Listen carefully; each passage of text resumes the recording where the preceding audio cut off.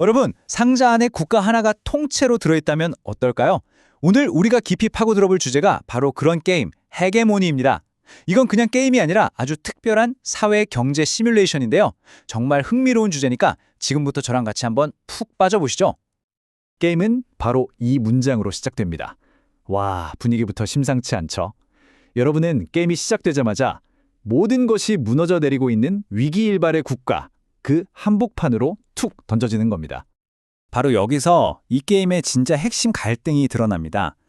나라가 망하기 직전인 이 상황에서 네 개의 사회계급이 각자 완전히 다른 미래를 꿈꾸면서 싸우기 시작하는 거죠. 노동자 계급, 자본가 계급, 중산층, 그리고 이 모든 걸 조율해야 하는 국가까지. 말 그대로 모두가 자기 살 길을 찾아 움직이는 겁니다. 그래서 이 게임이 우리에게 딱 묻는 거예요. 자, 당신이라면 어떻게 할래요? 사회개혁을 위해 싸울 건가요? 아니면 시장이 최고다라고 외칠 건가요? 그것도 아니면 어떻게든 이 나라를 하나로 뭉치게 하려고 애쓸 건가요? 여러분의 선택 하나하나가 이 나라의 운명을 결정하게 됩니다. 자, 그럼 이제 여러분이 직접 플레이하게 될 네 가지 계급을 한번 살펴볼까요? 이게 정말 재밌는 게 각 계급마다 이기는 방법이 완전히 180도 달라요. 먼저 노동자 계급입니다. 이들의 목표는 딱 하나, 바로 번영이에요. 우리 국민들이 잘 먹고 잘 배우고 아프지 않게 이렇게 사람들의 삶의 질을 높여주는 것, 그걸 해내야만 이길 수 있는 거죠. 그리고 그 정반대편에 누가 있겠어요? 바로 자본가 계급이죠. 이 사람들은 다른 건 다 필요 없어요. 목표는 오직 이윤. 회사를 세우고 물건을 팔아서 자기 주머니를 채우는 것, 즉 부를 극대화하는 게 유일한 목표입니다. 무조건 돈을 많이 벌어야 이기는 거예요. 자, 그리고 이 둘 사이에 낀 중산층이 있습니다. 이들의 목표는 균형인데요. 말 그대로 노동자와 자본가 사이에서 정말 아슬아슬한 줄타기를 해야 해요. 네 가게를 운영하는 사장님이면서 동시에 다른 회사에 소속된 직원이기도 하거든요. 이 양쪽의 균형을 잘 잡으면서 자기만의 성공 스토리를 써 내려가야 합니다. 마지막으로 국가, 즉 정부 역할입니다. 국가의 목표는 돈도 복지도 아니에요. 좀 특이하죠? 바로 정당성입니다. 이게 뭐냐면 모든 계급을 어떻게든 만족시켜서 이 정부가 우리를 위해 제대로 일하고 있구나 하는 믿음을 얻어내는 거예요. 그 믿음을 얻어야만 승리할 수 있습니다. 좋아요. 그럼 이 계급들이 대체 뭘 가지고 싸우는 걸까요? 각자 손에 쥔 무기가 완전히 다릅니다. 한번 보시죠. 자, 보세요. 노동자들의 힘은 뭐죠? 바로 파업하고 시위하는 거예요.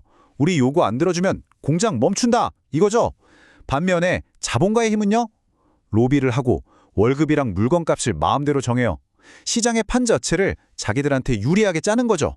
생산을 멈추는 힘과 경제의 판을 짜는 힘, 이 둘이 정면으로 꽝 부딪히는 겁니다. 그럼 중산층은요? 이들은 이 독특한 위치를 아주 영리하게 써먹습니다. 한편으로는 자기 사업체를 운영하는 사장님이면서 다른 한편으로는 다른 계급을 위해 일하기도 하잖아요. 그러니까 노동자의 무기인 시위에도 참여할 수 있고 자본가의 무기인 사업 확장도 할 수 있는 거죠. 양쪽의 무기를 다 쓸 수 있는 거예요. 자, 그런데 국가는 차원이 다릅니다. 국가가 가진 무기는 바로 권한이에요. 법을 만들고 세금을 걷고 국가적인 위기에 대응하죠. 한마디로 다른 모든 플레이어들이 싸우는 이 게임판에 규칙 자체를 만드는, 어떻게 보면 심판이자 설계자인 셈입니다. 자, 이제 이 게임의 진짜 심장부, 바로 정치의 전쟁터로 가보겠습니다. 모든 계급이 자기들의 영향력을 총동원해서 자기한테 유리한 법을 만들려고 싸우는 바로 그곳이죠. 예를 들어서 이 세금 정책표를 한번 보세요. 정책이 사회주의 쪽으로 가면 법인세, 소득세가 전부 높죠? 기업이랑 돈 많이 버는 사람이 세금을 많이 내는 거예요. 그런데 신자유주의 쪽으로 가면 전부 낮아지죠. 여러분이 노동자냐, 자본가냐에 따라서 이 정책 하나 바뀌는 게 정말 천국과 지옥을 오가는 것처럼 느껴질 겁니다. 근데 제일 중요한 건 이 정책들이 그냥 가만히 있는 게 아니라는 거예요. 바꿀 수 있다는 거죠. 그럼 도대체 어떻게 이 법을 바꿀 수 있을까요? 바로 이 선거 과정을 통해서입니다. 이게 진짜 쫄깃해요. 자, 누군가 이 법 바꿉시다 하고 법안을 내요. 그럼 모든 플레이어가 찬성할지 반대할지 몰래 정합니다. 그리고 주머니에서 일반 시민들의 표를 무작위로 5개 뽑아요. 이게 여론인 거죠. 마지막으로 각자 자기가 가진 영향력 포인트를 비밀리에 걸어서 자기 편 표를 더하는 겁니다. 그래서 표가 더 많은 쪽이 이기는 거예요. 운과 전략이 기가 막히게 섞여 있죠. 자, 이렇게 계급, 권력, 정치, 이 모든 조각들이 하나로 맞춰지면 우리는 과연 어떤 경험을 하게 될까요? 이건 그냥 보드게임이 아니에요. 뭐랄까, 여러 가지 경제, 정치 이론들이 서로 막 치고받고 싸우는 하나의 거대한 샌드박스라고 할 수 있죠. 자본주의와 사회주의, 또 세계화와 민족주의가 어떻게 충돌하는지를 정말 역동적으로 보여줍니다. 이 게임을 하다 보면 몇 가지를 진짜 뼈저리게 느끼게 돼요. 첫째, 돈 문제처럼 보이는 모든 것 뒤에는 정치가 있다는 거. 둘째, 권력의 모습은 계급마다 완전히 다르다는 거. 셋째, 어제의 동지가 오늘의 적이 될 수 있다는 거. 그리고 마지막으로 가장 치열한 싸움은 바로 이 사회의 규칙 자체를 누가 만드느냐를 두고 벌어진다는 겁니다.